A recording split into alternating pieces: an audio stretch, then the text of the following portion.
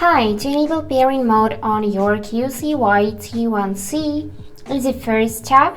Take a look at those indicators. If they are blinking, then everything is just fine. We will need to simply take each of the earbud out of this charging case like that, and they should automatically go into a pairing mode.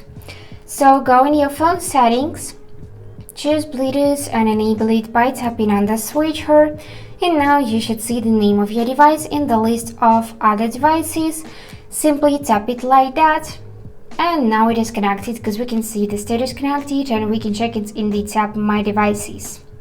Also, if in your case the phone cannot find your earbuds, you need to hold those controllers on top of each earbud like that, so it should appear in this list of other devices as well. So if it's not your first connection, then you'll need to hold those controllers and simply wait till you can find the name of your device in the list of other devices, select, and they would be connected as well. So that's it for today. If you enjoyed this video, please subscribe, like, and comment, and I wish you all the best. Bye bye.